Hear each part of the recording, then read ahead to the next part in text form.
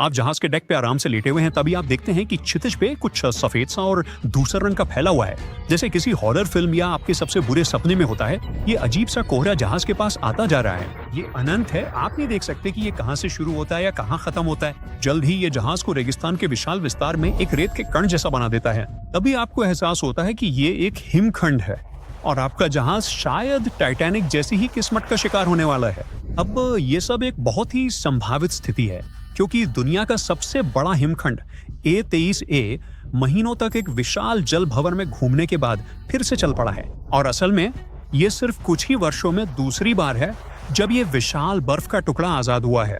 पहली बार 2023 में हुआ था, जब ये हिमखंड समुद्र की सतह पर 37 साल तक फंसा रहने के बाद घूमने निकल पड़ा था। ये चीज बहुत बड़ी है, लगभग न्यूयॉर्क सिटी के आकार से 3 गुना। इसका वजन भी लगभग 1 ट्रिलियन टन है। ये विशाल बर्फ का टुकड़ा पहली बार 1986 में अंटार्कटिका की फिल्चनर आइस शेल्फ से टूटकर अलग हुआ था, लेकिन तैरकर दूर जाने की बजाय ये वहीं से कुछ मील की दूरी पर समुद्र की सतह पर अटक गया था। इसी वजह से ये बाकी हिमखंडों की तुलना में कहीं ज्यादा धीरे धीरे पिघला। दिसंबर 2023 में A23 आखिरकार आजाद हुआ और अंटार्कटिका से दूर बहना शुरू कर दिया, लेकिन ज्यादा दूर नहीं जा पाया और फिर से फंस गया। इस बार साउथ ऑर्किनी द्वीपों के पास ये एक चीज में फंस गया जिसे टेलर कॉलम कहा जाता है। ये एक विशाल घूमती हुई जलधारा होती है जो तब बनती है जब समुद्री धाराएं पानी के नीचे के पहाड़ के चारों ओर घूमती हैं। एक समय पर A23 हर दिन लगभग 15 डिग्री वामावर्त घूम रहा था। खुशकिस्मती से दिसंबर 2024 तक ये हिमखंड टेलर कॉलम से निकल गया है और अब फिर से धीरे धीरे आगे बढ़ रहा है। शोधकर्ता बहुत उत्सुक है ये देखने के लिए कि क्या ये बाकी विशाल हिमखंडों की तरह ही अंटार्कटिका से टूटकर उसी रास्ते पर जाएगा या फिर अपनी कोई अलग राह चुनेगा।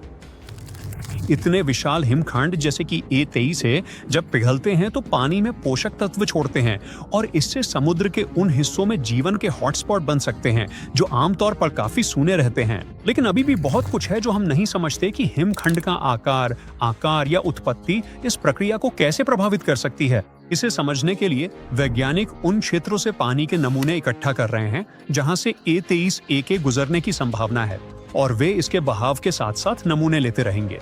उम्मीद है इससे हमें ये बेहतर समझ मिलेगी कि ऐसे विशाल हिमखंड अपने आसपास के समुद्र को कैसे प्रभावित करते हैं। वैसे जिस ग्लेशियर का ये विशाल हिमखंड कभी हिस्सा था वो बहुत बहुत पुराना हो सकता है। वास्तव में प्राचीन अंटार्कटिका में सबसे पुराना ग्लेशियर बर्फ लगभग 10 लाख साल पुराना हो सकता है। ग्रीनलैंड में सबसे पुरानी ग्लेशियर बर्फ 1 लाख साल से भी ज्यादा पुरानी है। और अलास्का में अब तक मिली सबसे पुरानी ग्लेशियर बर्फ, जो माउंट बोना और माउंट चर्चिल के बीच एक बेसिन में मिली थी, केवल लगभग 30,000 साल पुरानी है, यानी एकदम बच्चा। वहीं दूसरी ओर एक सामान्य अलास्कन घाटी ग्लेशियर में नई बनी बर्फ को पूरे ग्लेशियर की लंबाई तय करने में केवल लगभग 100 साल लगते हैं। कुछ बियरिंग ग्लेशियर जैसे ग्लेशियर के लिए, जो अलास्का का सबसे बड़ा है और 140 मील से ज्यादा फैला हुआ है, बर्फ पूरे ग्लेशियर में 400 साल से भी कम समय में यात्रा कर सकती है, और इतने विशाल ग्लेशियर के लिए ये बहुत ज्यादा गति है। अब आइए आइसबर्ग एली की ओर बढ़ते हैं, जो अटलांटिक महासागर का एक हिस्सा है जो आर्कटिक से न्यूफाउंडलैंड तक फैला हुआ है। अगर आप जितने ज्यादा आइसबर्ग देखना चाहते हैं तो यही वो जगह है जहां आपको होना चाहिए। हर साल इस जगह से ढेर सारे आइसबर्ग तैरते हुए गुजरते हैं। इनमें से ज्यादातर ग्रीनलैंड से आके है। वसंत और गर्मियों में ग्लेशियर के बड़े बड़े टुकड़े टूटकर अलग हो जाते हैं और उत्तर दक्षिण की धाराओं के साथ बैफिन बे से होते हुए लैब्राडोर सागर तक पहुंचते हैं, जहां वे आखिरकार पिघल जाते हैं।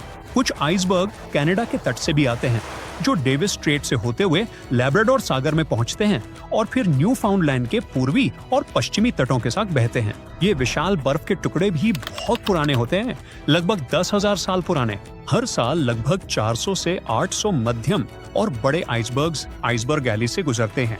वे कितनी तेजी से बहते हैं ये उनके आकार, बनावट, धाराओं, लहरों और हवा पे निर्भर करता है, लेकिन औसत गति आधे मील प्रति घंटे से भी कम होती है। अब आइसबर्ग एली से गुजरने वाले 6 प्रकार के आइसबर्ग होते हैं। टेबुलर आइसबर्ग सपाट बर्फ की पट्टियां होती हैं जो चौड़ाई में ऊंचाई से कहीं ज्यादा होती हैं। ब्लॉकी आइसबर्ग के किनारे खड़े और कोने तीखे होते हैं, जैसे कटे हुए पिरामिड। वेज आइसबर्ग में एक और खड़ी और दूसरी ओर ढलान वाली होती है। डोम आइसबर्ग का ऊपरी हिस्सा गोल होता है। पिनाकल आइसबर्ग में एक या एक से अधिक खड़ी चोटियां ऊपर की ओर निकली होती हैं। और ड्राई डॉक आइसबर्ग यू आकार के होते हैं, जिनमें एक हिस्सा खोखला होता है। ये सभी देखने में अद्भुत लगते हैं। नीचे कमेंट करें कि आपको कौन सा प्रकार सबसे पसंद। खैर, जब ये आइसबर्ग दक्षिण की ओर बहते हैं तो गर्म पानी उनकी पिघलने की गति बढ़ा देता है, जिससे वे काफी अनिश्चित और कभी-कभी खतरनाक हो जाते हैं। आजकल उपग्रह मध्यम और बड़े आइसबर्ग को ट्रैक करने में मदद करते हैं ताकि दुर्घटनाओं से बचा जा सके, लेकिन छोटे आइसबर्ग अभी भी छोटी नावों के लिए जोखिम भरे हो सकते हैं। एक आइसबर्ग 2018 में सुर्खियों में आया जब वो न्यूफाउंडलैंड के फेरीलैंड गांव के असामान्य रूप से करीब पहुंच गया था। गांव के घरों के ऊपर विशाल आइसबर्ग की तस्वीरें वायरल हो गईं। ये 330 फीट गहरे पानी में फंस गया, जो इसके विशाल आकार के लिए बहुत उथला साबित हुआ। और अब मैं आपको अतीत की एक अनोखी यात्रा पर ले चलता हूँ, जहाँ आप कुछ खूबसूरत और उतना ही विनाशकारी चीज के जन्म के साक्षी बनेंगे। इसके अस्तित्व ने इतिहास की सबसे बड़ी त्रासदियों में से एक को जन्म दिया। देखिए, दक्षिण पश्चिम ग्रीनलैंड में एक ग्लेशियर से बर्फ का एक विशाल टुकड़ा टूट रहा है। ये उस बर्फ से बना है जो 1 लाख साल से भी पहले गिरी थी, जब मैमथ अभी भी धरती पर घूम रहे थे।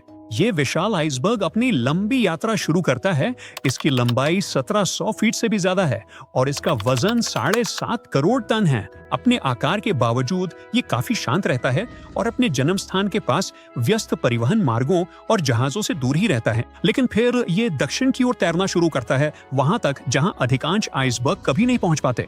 आमतौर पर ऐसे आइसबर्ग गर्म पानी तक पहुंचने से पहले ही पिघल जाते हैं।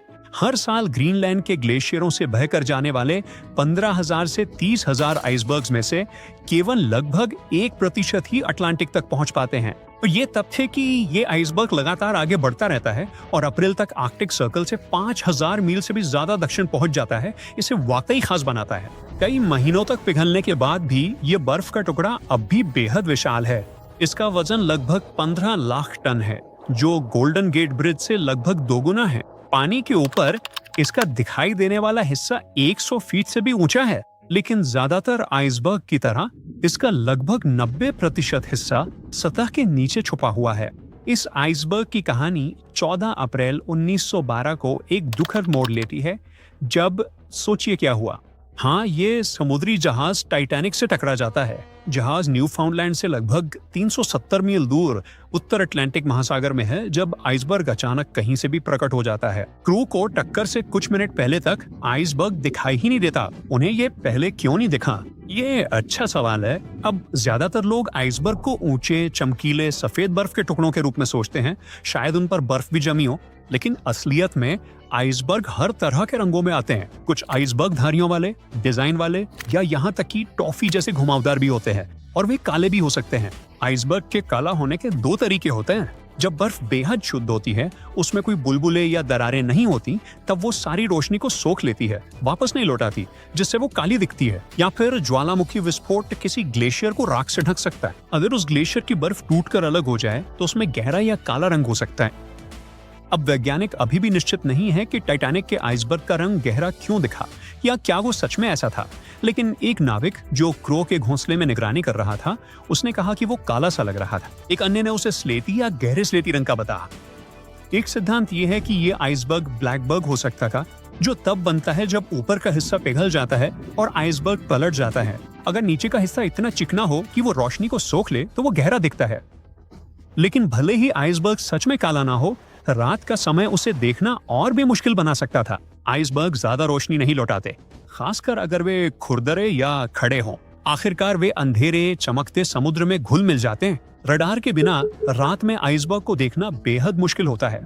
शायद यही वजह थी कि टाइटैनिक के चालक दल ने उसे समय रहते नहीं देखा।